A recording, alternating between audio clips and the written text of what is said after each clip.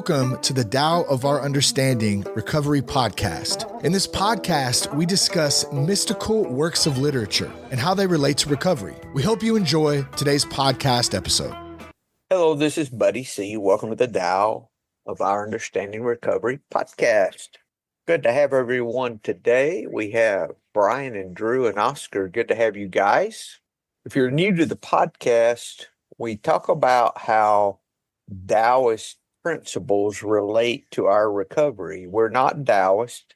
By the way, you don't have to turn in your Jesus card to benefit from the podcast or from Taoist teaching, because for me, what I learned in studying the Tao Te Ching and the Chuanzi, which we talk about in other books, is it complemented my beliefs of Jesus being the teacher. All the other stuff I had to put on the shelf and, believe or not believe anything for me is not part of my recovery. I was in a meeting. I've been in Florida for a few days. I want to give a shout out to the New Dawn group in Port Orange, Florida. I love when I'm down going to their morning meeting that they have 6 mornings a week. I have a relative in recovery and he goes to that meeting, and it's a good meeting. Some of them know me from when I've been down before. So it's not, it's almost like another home group. Enjoyed that the last few days, gone to more meetings than I normally do and enjoyed it. I was thinking, and maybe I've mentioned this before, while I was down, one of our meetings they had some discussion about the higher power and all those things. I didn't need a God when I came in. My problem wasn't a belief. My problem was a lack of surrender, because my belief didn't have surrender as part of the belief system. It had that you ask God to help you with things, but it didn't have this idea of me stepping out of the way or any tools. I mean, it was talked about, but there was no active tools on how to do it. And that was my problem, because when I came in, I thought God helped me get sober. I asked God and God helped me get sober, was what I thought. But that's not how it worked for me. That no matter how hard I prayed for help getting sober, I could not see the help coming. The help came in what I was exposed to change my thinking. So yes, I was helped, but not in the way that I thought I would be helped. And what I've realized over time is that it doesn't matter what I think of God, what I think of what belief system I have. What matters is what actions I take. I could have I could be an atheist. If I took the right actions, I could get sober. There's atheists that get sober. The idea that there's a God and it's not you, okay, I can see that I'm not in charge, that I've got to let go. You've got to let go some way. You've got to surrender. If that means surrendering to my Lord and Savior Jesus Christ, okay, that's fine. Or Allah or anything. It doesn't matter. You don't have to have a particular belief system for that to happen, as long as what I've seen that needed to happen was that when I'm in need, I am willing to help someone else. That for me was what was essential, because I had to surrender. And what I see the practice as over time is surrendering more and more of my life, stepping out of the way in more and more of my life. And that's what I love about the Tao Te Ching or Taoist thought in general, is it's all about stepping out of the way. It's what I see in it. It's all about letting go. It's all about approaching life, not from good or bad, but maybe it is, maybe it isn't. That idea, like the Taoist farmer that we've talked about at times. It's a really good story. I'll tell it real quick. This is the version I heard. There's all kinds of versions. Had a Taoist farmer. He had a farm, son, just a poor farmer, like the rest in that area, just like his neighbors. His horse ran off that he worked his farm with, his neighbors. It's always the neighbors. The neighbors said, "What are you going to do? Your horse ran off. How are you going to cultivate your crops? How are you going to work your farm without a horse? What are you going to do? Is that's so bad?" He said, "Maybe it is, maybe it isn't. I don't know." 2 or 3 days later, his horse came back with several wild horses with his horse. So now he's got all these wild horses he didn't have that he wouldn't have had if his horse wouldn't have ran off. So now the neighbors, "Oh my goodness, you're going to be a wealthy man with all these horses. What a good thing that this happened." His response was, "Maybe it is, maybe it isn't. I don't know." Letting go in the situation. It looks like a good thing. Who knows? So his son was breaking these horses so they could sell them. His son got bucked off, broke his leg. Neighbors again. "Oh, isn't it awful that your son broke his leg? How are you going to get all your crops in without the help of your son? Such a bad thing." Maybe it is, maybe it isn't. Same response every time, whether it's a perceived good thing or perceived bad thing, not attaching expectations, living in a place of acceptance. Then the army came around and took all the young men that could fight. There was no choice. So they could fight in a war that was going on. But being that his horse ran off, came back with all these wild horses, that his son was breaking, broke his leg, he didn't have to go. Predicted low glucose. They couldn't take him. 71. So neighbors again, same thing, full of fear. The neighbors are fear. You can just look at them as fear. Fear spoke. "Oh, isn't it a great thing that your son didn't go off to war and probably wouldn't have came back?" His response even to that was, "Maybe it is, maybe it isn't." That's the result of Taoist thought. It's so important in recovery that we learn. If you go to AA meetings, in 12 step, I would think the concept of acceptance plays a big part. It does in the AA that I've ever gone to. Even to the point, the big book says acceptance is the answer to all my problems. So if it's the answer to all my problems, it's important. And that is the answer that acceptance gives. The maybe it is, maybe it isn't answer. I don't know. I'm just accepting what is and living this moment and then the moment after that. Now, doesn't mean that they didn't do something with what they had. It just meant that they stayed in the moment, did what was in front of them to do, and left the outcome to the outcome. Did he believe in God? Was there something? I don't know, but he definitely lived in a place of peace for sure. So that's the story of the farmer.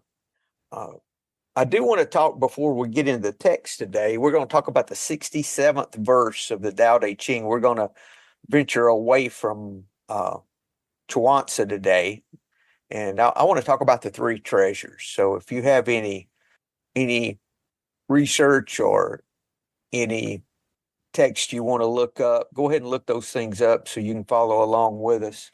Before we do, though, I want to talk about two things. One, I want to talk about a synchronistic moment and a benefit that we can provide for you. The benefit today that I want to talk about is the daily devotion that I publish every day. I'm taking a lot of the thoughts that we use and put them in a daily devotion form, and I'm using the published devotion to help me to finish those. So some are incorrect. They haven't been to the editor yet, so you'll see some errors. But I'm using this as a tool to get me moving, and then we'll publish this in a book, but daily devotional. But it'll always be free on the website, so I'm not gonna. That'll always be there. You can sign up for that at buddyc.org. it takes a thought of what we talk about, usually an AA quote or some other quote, and then a little thought about that with an affirmation and a love described. And the love described is, so much of our life is about how to apply compassion being involved. And that's one reason I talk about the three treasures. And I realized that the word love is a four-letter word for a lot of folks. And it's hard to look outside the box at all these other things that are compassion too. So that's the reason I'm doing the love described, is so that it will give some other words that can kind of open our view of what it means to live in compassion. And I like to zero that down to being helpful. If I can be helpful in this moment, that's compassion. I've got an odd synchronistic moment today. I decided to go to Florida last week. I'm launching a new business, and I've let the tail wag the dog in this thing and worked way more than I should, and haven't gone to Florida since April. I usually go down and visit relatives at least 2 or 3 times a year, and I don't think I went at all last year. So I really needed to get down. And so I just went. I said, okay, we're going to launch in the next couple of weeks. I'm going. And little did I know that the lady that works for me, which I communicate with quite often, she's in the Philippines. She texted me and said, hey, my partner's grandmother passed, and I'm going to have to take a trip this week, and I won't be around.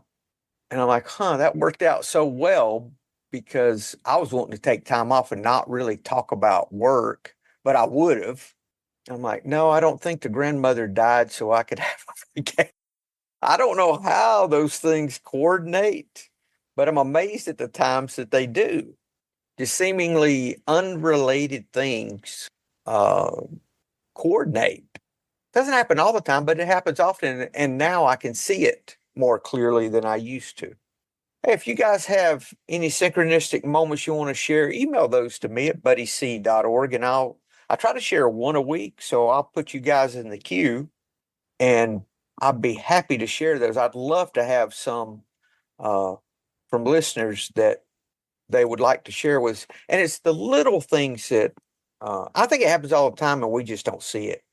But that's one of the gifts of sobriety for me, and gifts of this path, this way of life. Okay, verse 67 in the Tao Te Ching. I'll read Stephen Mitchell first. Some say that my teaching is nonsense. Others call it lofty, but impractical. But to those who have looked inside themselves, this nonsense makes perfect sense. And to those who put it into practice, the loftiness has roots that go deep. I have just 3 things to teach: simplicity, patience, compassion. These 3 are your greatest treasures. So those are the 3 treasures as Stephen Mitchell describes them. They're described all different ways. Simple in actions and in thoughts, you return to the source of being. Patient with both friends and enemies, you accord with the way things are, not the way you want them to be. Like the farmer, the way things are. Compassionate towards yourself, you reconcile all beings in the world. And if you guys have text or phrases or entire versions of this verse, please share those. I do want to read mine too. I pinned my interpretation is related to my recovery, and you can get a free copy, a free PDF download at buddyc.org. The 3 treasures is what I titled this verse. This way of surrender has been around since the beginning. It is so simple, most overlook its strength. I have 3 treasures I guard with all my heart. These 3 are the freedom to love beyond my ability, the freedom to give when I am in need, and the freedom to live powerlessly, to perceive everything as a gift to be given away. These 3 work together much like a trinity of divine purpose. All fight has disappeared. No defense is necessary. I really wanted to talk about those 3 treasures because they're seen different ways. They're all throughout Buddhism. They're all throughout Taoist thought. And I realized before I even knew about the three treasures, I would go into meetings, and I've talked about this before. I'll go around the room many times, and I'll do three things for each person individually. I'll open my heart to that person. I will send them love, and I will ask, how can I be of service to that person today? And you could apply those three to the treasures if you wanted to. Some other translations of the three treasures. Well, before we get in those in depth, I really like what Stephen Mitchell said here, that many say that my teachings are nonsense and others call it lofty and impractical. How many times, if you studied Taoist thought, well, letting go, well, if I surrender, what do I do? I can't do nothing. I can't be powerless. The effortless effort we're talking about is not no effort, is effort that is selfless effort, not selfish effort. That's the difference. It's not that you do nothing. As a matter of fact, a lot of times it's much more difficult for me to let go and just do the next right thing next thing that's in front of me to do than it is to get caught up in my fear and all the other things that I used to do that kept me out of the moment, never looking at the way things are, always how I wanted them to be or how I feared they would be. It's either one or the other. Now, people think they're lofty and impractical. That reminds me of all truth is paradoxical. If there's not a paradox involved with the truth, it's probably not truth. And we talk about that in AA a lot, about the paradoxes. You die to live. When you're in need, you give. How in the world does it help me when I help another alcoholic or anybody? It looks like it would be about me, not them. Why in the world are we taught or shown from the very beginning? Well, in working with others, the first page of working with others on page 89, in the big fourth edition of the big book, practical experience shows that nothing will so much ensure immunity from drinking as intensive work with other alcoholics. It works when other activities fail. We don't do intensive work with other alcoholics after we've been sober for 5 years. We do it then, but yet we start that in the beginning. Now, when you're new in sobriety, and let's say for the most part, that would be welcoming newcomers at meetings, not as much. You would never do a one-on-one as a newcomer with another newcomer. You may do that with your sponsor. You'd always take the advice of your sponsor on that, of how to do it. But there's always an element of stepping out of ourselves, not being so self-focused. And that's still the case, regardless of what we're talking about. But to those who look inside themselves, this nonsense makes perfect sense. Okay, the three treasures by in other translations, Derek Lynn calls them, the first is compassion, the second, conservation, the third is not daring to be ahead in the world. MacDonald, compassion, moderation, humility. With compassion, you're able to be brave. Moderation, you're able to give to others.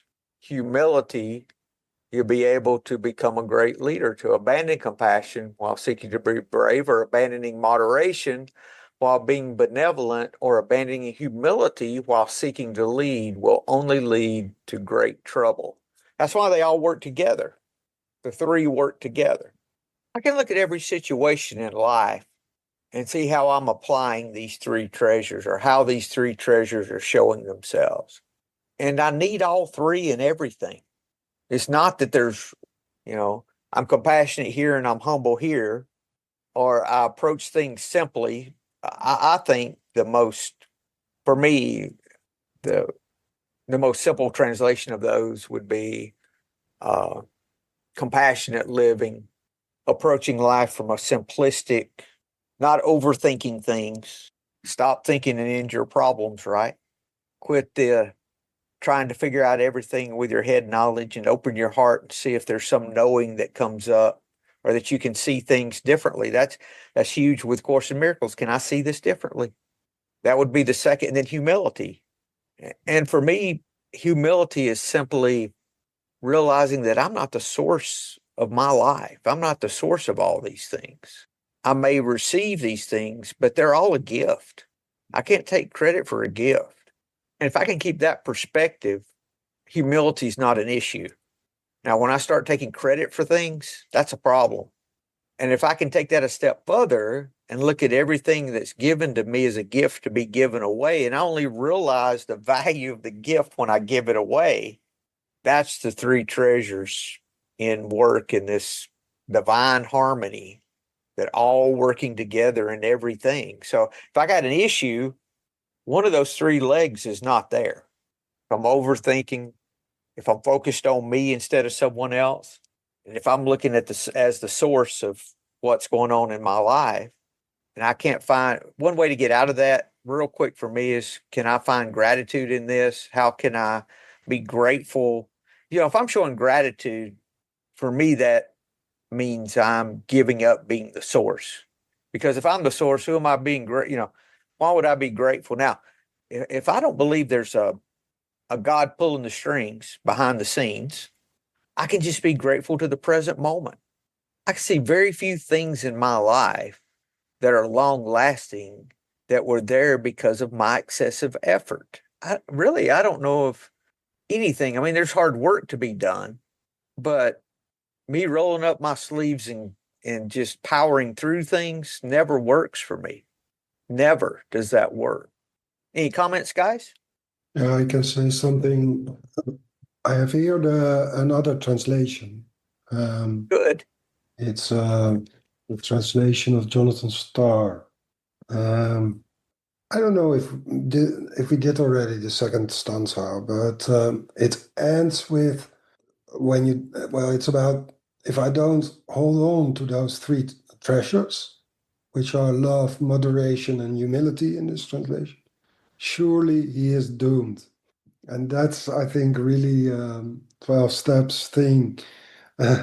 It warns all the time in the big book about okay, we have to be loving and patient with everything and everyone, or else we die. And there's so many times death comes in as the other possibility.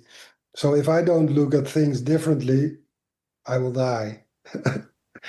And I think it's actually the same program, this verse and 12 steps program.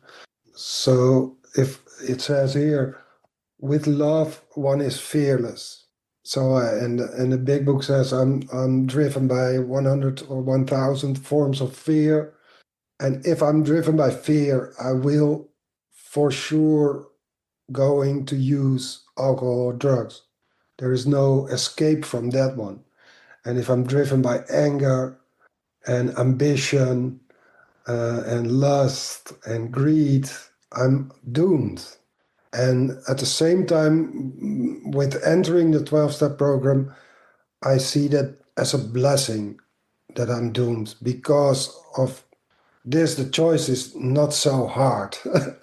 Either I'm doomed and I will die an alcoholic death, however long it takes. I mean, I will be a zombie if I'm alive until I die. That's one choice, and the other choice is living a life on a spiritual base, and so I can replace the fear for love, or let the fear go and open myself up, or my heart open my heart up for love to take its place. Yeah, I mean, it's always there. The love is always there. So it's not something I gain or something, but I really had to break down without too much violence, actually, but break down the bars with which I hammered my heart down, or I closed my heart. And when I take this away, love will do its work. and it will enter from itself, and then I'm interacting with. And if I use the three, also the moderation and also the humility, then the love will really take over at its fullest potential as possible in that moment. So what I wanted to say was I'm really thankful for this opportunity to choose between an alcoholic death and a life based on a spiritual base, and by this opening of my mind and my heart, it's possible to let a power higher than ourselves do its thing. And it's the same as love. A higher power is the same as love. I love moderation, humility. And as soon as I let one go, especially moderation or humility, it's self again. So then Oscar is back and he's going to arrange it. He's going to make the day. And Oscar is driven by fear and anger and cynicism and greed and lust, and it will become a chaos. So surely he's doomed. I really recognize this literally, um, and I'm glad with this because it makes the choice easier. Thanks. Oscar, also, you reminded me of something. When we come into recovery, we see the death as literal death, us dying if we do not surrender and make this program a way of life. But then as time goes on, I started seeing every situation had a birth and a death. Every individual situation now, if I apply these treasures, now I'm living in these treasures in that situation, I can see more clearly how to respond or, what to do. And I am not doomed in individual situations either. Now I can take another situation and not apply this. Oh yeah, that situation is going to go to shit. Definitely. That's very recognizable. Yeah, it is, isn't it? And that's part of the practicing your principles in all your affairs business. That's for our benefit. All this work is not punishment, that we do in recovery, our fourth step and fifth step, making our amends, all these things we do, it's not a form of punishment. It's freedom. It's freedom. It's a form of love. Yes. That is true self-love, Oscar. Yeah, it is. Yes. Thank you. Anything else, guys? No, this was a good idea. Thank you. Oh, thank you, Drew. Yeah, thanks everybody. This is a good one. I've got you mentioned Jonathan Starr. Just after that, surely he's doomed. Love vanquishes all attackers. It is impregnable in defense. Where heaven wants to protect someone, does it send an army? No, it protects them with love. That sounds so sappy, doesn't it? You know what sappy means, Oscar? Yeah, I can imagine something with it. Yeah.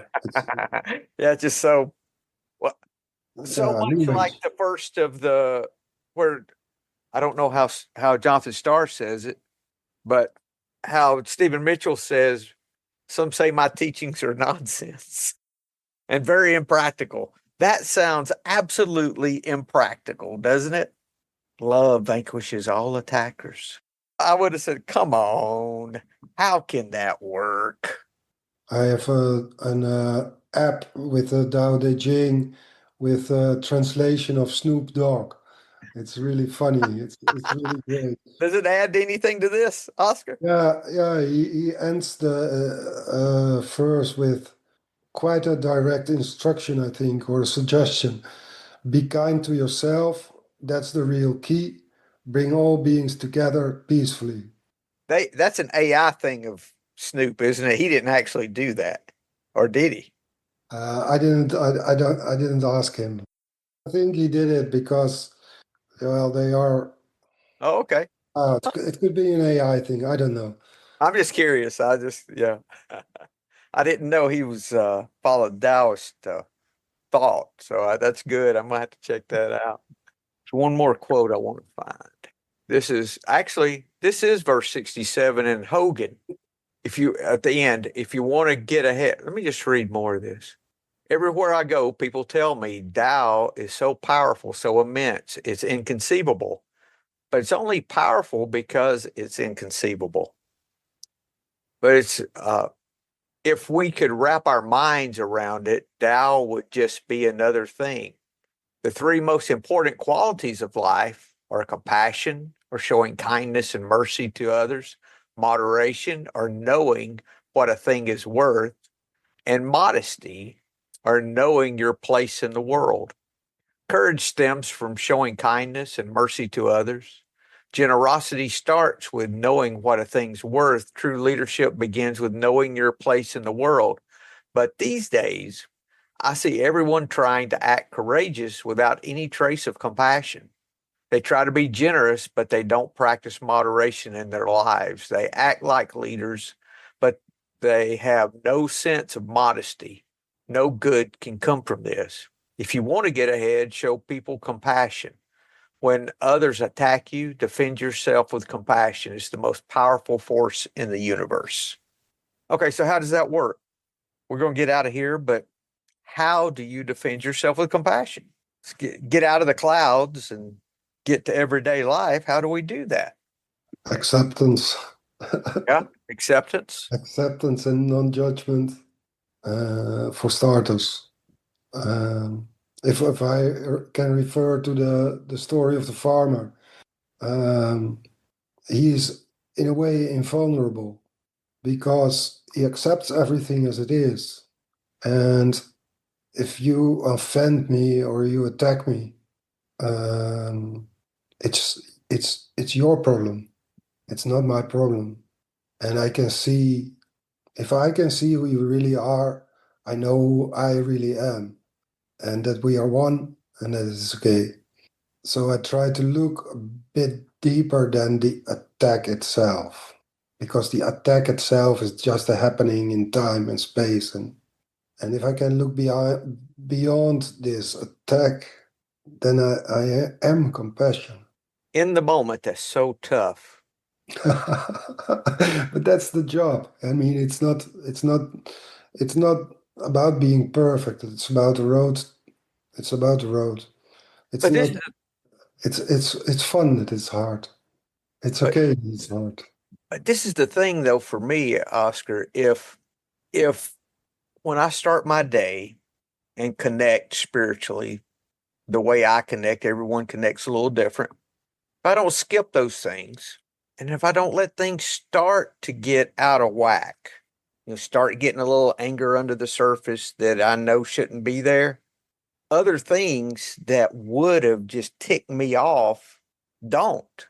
But when I let that in and get away from those three treasures, and it's all about Buddy and everybody's doing this, and I'm, MFing under the breath about everything. I start that, I will have such bad behavior. And Then we have step 10 and 11, right? exactly. And it is a process, but it doesn't start. What I'm saying is when the thing happens, that's not the thing. Let's take it back. When those little things started showing themselves, if I would have had the presence of mind to take care of them at that time, it wouldn't have got out of kilter later. So the problem, if you get pissed off at somebody and say something you shouldn't, that happened to a sponsee of mine lately. He smarted off at somebody shouldn't have. He found himself in jail. I mean, he threatened somebody, and how did I get here? Well, it wasn't when you did it. It was way before that. That's why this is a way of life, not an event. And that's how I defend myself with compassion is what do I do beforehand so that it's never even an issue? Can I answer every situation as maybe it is, maybe it isn't? I don't know. That certainly looks like a good place to be for me. And every time I defend, this is what Course in Miracles says, and it's true. I'm inviting attack every time that I defend. So is it really worth defending? Sometimes I can't help myself. That doesn't happen as often now, but I can just see it coming. It's like it's reeling me in, and there's nothing I can do. And it's just happening. And I'm like, oh shit, here we go. And I could not stop to save my life. And I'm finding this different foundation to live in, live on, to build life on. If you see, I put the translation of Snoop in the chat, and if you see, he calls them the three treasures. He calls simplicity, patience, and compassion. So Yes. what you're talking about now is where we need patience. We need Yes. to pause. If I talk for myself, I need to pause when something takes over and it's too much, or Oscar takes over. Then I need patience to pause and let it go. Let it do its thing and then let it go. What I have to do, Oscar, is can I just pray for the person whom I'm getting ill at? Maybe it can start there. Something to where I'm getting compassion into this situation. Well, my sponsee that was in jail, he was sitting there thinking about how his situation, and there was a younger guy over, and he was crying about whatever he had going on. And this was in the holding tank. And he says, he says, I had compassion for that guy, didn't say a word to him. And I just had something inside me, just had compassion for him. He said, I totally forgot about my situation. I'm like, well, there you have it. Maybe that's all it takes at times, is just to inwardly have compassion for someone. And if that doesn't work, I can take further measures.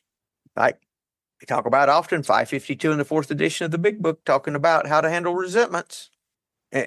And you can pray in a way, if you don't believe that God, the whole God prayer business, you could do the Buddhist thing for them. What is it? May you be happy. We did it a couple of weeks ago. You can hope they have a good day. You can do all those things in a way. Anyone can do it in some way. You could even say, if you didn't think it worked, I hope they have a great day. That doesn't take a God belief to do that. Even if you don't hope they have a good day, do it anyway. And what the Big Book shows us, is that if we do it, we'll eventually come to mean it.